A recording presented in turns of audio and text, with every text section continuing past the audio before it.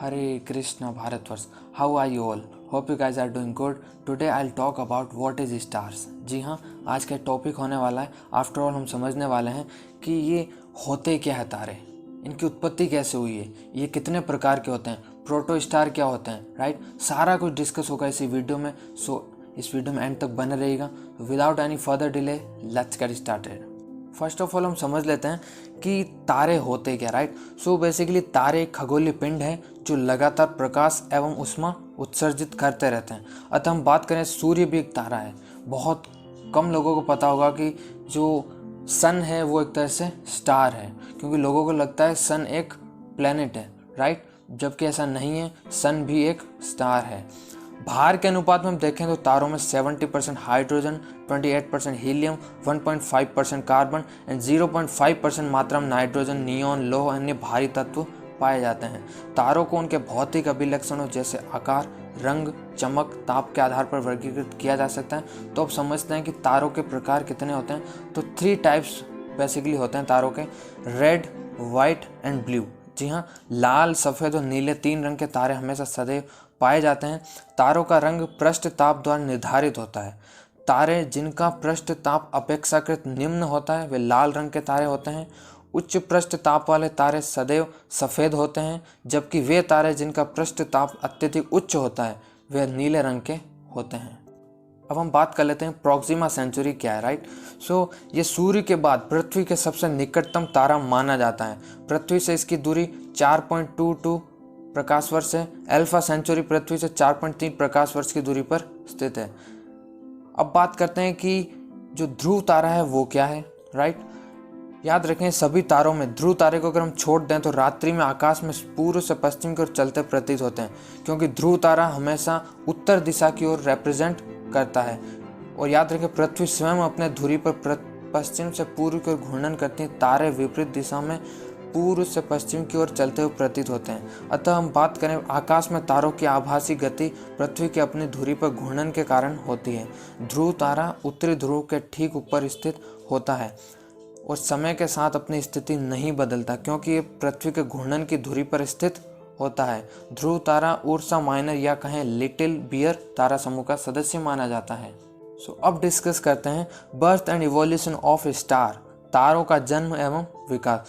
जो तारे होते हैं उनके निर्माण का कच्चा माल जो होता है वो हाइड्रोजन एवं हीलियम गैस है. तारे का जीवन चक्र मंदाकिनियों में उपस्थित हाइड्रोजन और हीलियम गैसों के घने बादलों के रूप में एकत्रित होने के साथ आरंभ होता है. अब समझते हैं फॉर्मेशन ऑफ ए प्रोटोस्टार, यानी आदि तारों का जो निर्माण हुआ वो किस तरह हुआ है. तारों का जीवन चक्र आकाश गंगा में हाइड्रोजन तथा हीलियम गैस के संगनन से प्रारंभ होता है, जो अंततः घने बादलों का रूप धारण कर लेते हैं. इन बादलों को उल्ट बादल कहा जाता है. इन बादलों का जो ताप होता है -173 डिग्री सेंटीग्रेड होता है. जैसे जैसे इन बादलों का आकार बढ़ता जाता है, गैस के अणुओं के बीच गुरुत्वाकर्षण बल भी बढ़ता जाता है. जब बादलों का आकार काफ़ी बड़ा हो जाता है तब वह स्वयं के गुरुत्वाकर्षण बल के कारण सिकुड़ता चला जाता है. यह सिकुड़ता हुआ घना गैस पिंड आदि तारा कहलाता है. आदि तारा प्रकाश उत्सर्जित नहीं करता है. अब हम समझते हैं कि जो आदि तारों का निर्माण हुआ है वो किस तरह हुआ, यानी formation of star from protostar. आदि तारा अत्यधिक सघन गैस से द्रव्यमान है, जो विशाल गुरुत्वाकर्षण बल के कारण आगे भी संकुचित होता रहता है. जो ही आदि तारा आगे संकुचित होना आरंभ करता है, गैस के बादल उपस्थित हाइड्रोजन परमाणु अधिक जल्दी परस्पर टकराते रहते हैं. हाइड्रोजन परमाणु की ये टक्कर आदि तारे के ताप को अत्यधिक बढ़ा देते हैं.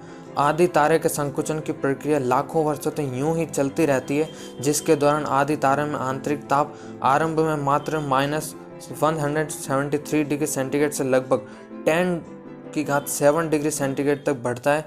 इस अत्यधिक उच्च ताप पर हाइड्रोजन की नाभिक के संलयन अभिक्रियाएं होने लगती. इस प्रक्रिया में 4 छोटे हाइड्रोजन नाभिक संलयित होकर बड़े हीलियम नाभिक बनाते हैं और ऊष्मा तथा प्रकाश के रूप में ऊर्जा की विशाल मात्रा उत्पन्न होती है. हाइड्रोजन के संलयन से हीलियम बनाने के दौरान उत्पन्न ऊर्जा आदि तारा को चमक प्रदान करता है. यह तारा बन जाता है.